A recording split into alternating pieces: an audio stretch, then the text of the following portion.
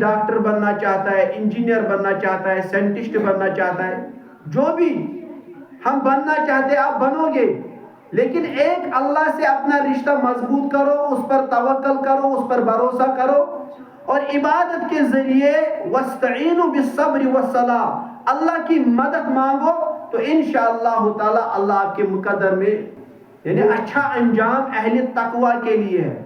اور اہل تقوی جو لوگ ہیں نا، اہل تقوی لوگوں کی صفت ہے نماز پڑھنا، یعنی وہ اپنی نمازوں کی کیا کرتے ہیں، یعنی پیارے بچوں ہمیں جاننا چاہیے یہ جو نماز ہے نا، اللہ رب العزت فرماتے ہیں کہ یہی کیا ہے، یہی سیدھا راستہ ہے، یعنی ہمیں ادھر ادھر نہیں بھٹکنا ہے۔ جو نماز چھوڑتا ہے، اسلام کی کتنی بنیادیں ہیں، میں آج آپ کے سامنے ایک ایسی عمل کے بارے میں بات کرنا چاہوں گا انشاءاللہ تعالی، جو اللہ کا تقرب حاصل کرنے کے لیے سب سے بڑا ذریعہ ہے۔ تو اللہ تعالیٰ اس کی جو پریشانیاں ہیں، اللہ تعالیٰ اس کے جو غم ہے نا، ان غموں کا بوجھ، ان پریشانیوں کا بوجھ ہلکا کر دیتا ہے، اور اسے ایک حقیقی اطمینان نصیب ہوتا ہے،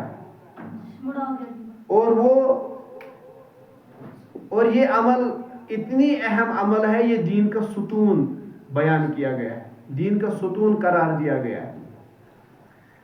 کیا آپ میں سے کسی کو سمجھ آئی یہ کون سی عمل ہے؟ 5۔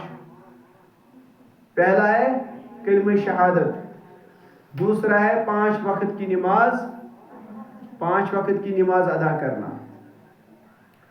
تو لہٰذا یہ نماز ہے نا، نماز اللہ رب العزت نے ہم پر فرض کی ہے، لہٰذا ہمیں چاہیے کہ ہم اپنی جو نمازیں ہیں نا، ہمیں ان نمازوں کی کیا کرنی ہے، قدر کرنی ہے، حفاظت کرنی ہے۔ لہٰذا یہ جو نماز ہے نا، اللہ رب العزت قرآن مجید میں نماز کا بار بار بیان کرتے ہیں، اور مختلف انداز سے قرآن مجید میں اس نماز کے بارے میں تذکرہ ملتا ہے۔ اللہ رب العزت فرماتے ہیں وَأَقِيمُوا الصَّلَاةَ، نماز قائم کرو، وَآتُوا الزَّكَاةَ، اور زکوٰۃ ادا کرو، وَارْكَعُوا مَعَ الرَّاكِعِينَ، اور رکوع کرنے والوں کے ساتھ رکوع کرو۔ نماز چھوڑتا ہے نا، وہ بھٹک جاتا ہے، یعنی جو سیدھا راستہ ہے اس سیدھے راستے سے وہ بھٹک جاتا ہے۔ لہذا اپنی نماز کو ہمیں درست کرنا ہے، اپنی نمازوں کی ہمیں فکر کرنی ہے۔ اگر ہم نے نماز چھوڑ دی نا، تو اللہ بچائے اللہ ہم کو چھوڑ دیتا ہے۔ کہ اگر آپ زندگی میں کامیابی چاہتے ہو تو آپ کے لیے ضروری ہے کہ آپ اپنا رشتہ کس سے مضبوط کریں؟ اللہ رب العزت سے، اور اللہ رب العزت سے رشتہ مضبوط ہوتا ہے کس سے؟ نماز سے۔ لہٰذا میں امید کرتا ہوں انشاءاللہ تعالی، میں بار بار آپ سب بچوں کو بولتا ہوں نماز پڑھو، نمازوں کی فکر کرو، نماز کے بغیر کوئی چارہ نہیں ہے۔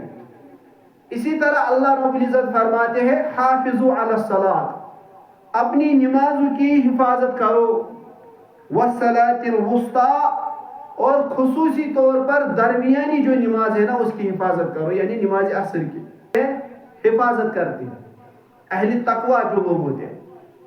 لہذا ہم اس انسان کو متقی مان ہی نہیں سکتے جو نماز نہیں پڑھنے والا ہوگا، جو نماز نہیں پڑھے گا۔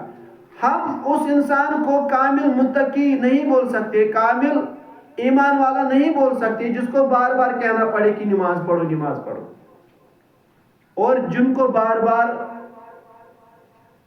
بولنا پڑتا ہے کہ نماز پڑھو نماز پڑھو نماز پڑھو، اصل میں ان کے دلوں میں ایک زنگ لگا ہوا ہوتا ہے، اور اس زنگ کے بارے میں اللہ رب العزت فرماتے ہیں کَلَّا بَلْ رَانَ عَلَىٰ قُلُوبِهِمْ مَا كَانُوا يَكْسِبُونَ، اور جب کسی پر وہ زنگ چڑھ جاتا ہے نا، دل پر وہ زنگ چڑھ جاتا ہے نا، تو وہ پھر دین کی اور نہیں آتا ہے، اور جب بھی کوئی اس سے اچھی اچھی باتیں کرتا ہے، نصیحت کرتا ہے، تو اس کے لیے وہ نصیحت فائدہ نہیں دیتی ہے۔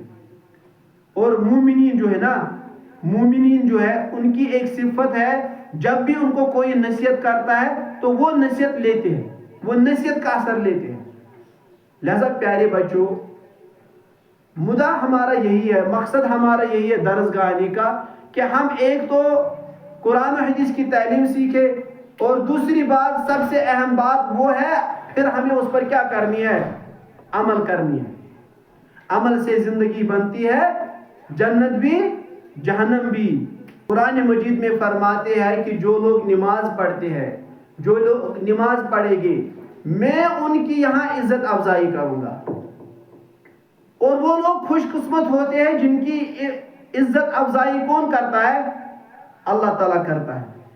الا المصلین، اللہ رب العزت فرماتے ہیں مگر نماز ادا کرنے والے، الذین هم علی صلاتهم دائمون، جو ہمیشہ اپنی نماز پر قائم رہتے ہیں۔ اور آگے اللہ رب العزت فرماتے ہیں والذین هم علی صلاتهم یحافظون، اور جو اپنی نمازوں کی حفاظت کرتے ہیں، اولئک فی جنات مکرمون، یہی لوگ عزت و اکرام کے ساتھ جنت میں رہیں گے۔ یعنی اللہ رب العزت مہمان نوازی کرے گا کن لوگوں کی؟ جو لوگ اپنی نمازوں کی حفاظت کریں گے۔ لہذا اپنی نمازوں کی حفاظت کرو۔ جب بھی ہم اپنی نمازوں کی حفاظت کریں گے، نماز پڑھنے والے بن جائیں گے، نمازی بن جائیں گے، تو آپ دیکھ لینا جو بھی گول آپ لوگوں نے سیٹ کیا ہے نا، تو آپ اس کو اچیو کرو گے۔ اگر آپ میں سے کوئی وہ لکھ لے گا جو آپ بننا چاہتے ہو، ٹھیک ہے؟ لہذا نمازوں کی ہمیں بہت زیادہ حفاظت کرنی ہے۔ اسی طرح اللہ رب العزت فرماتے قرآن میں قد افلح المومنون، بتحقیق مومن کامیاب ہو گئے۔ یہ دنیا کا دستور نہیں ہے۔ دنیا کا دستور کیا ہوتا ہے؟ آپ کو اگر نوکری چاہیے، آپ کو اگر کوئی جاب چاہیے، اس کے لیے پہلے آپ کو ڈگری کرنی ہے، اور وہ ڈگری، اس ڈگری کے لیے پہلے آپ کو امتحان دینا ہے۔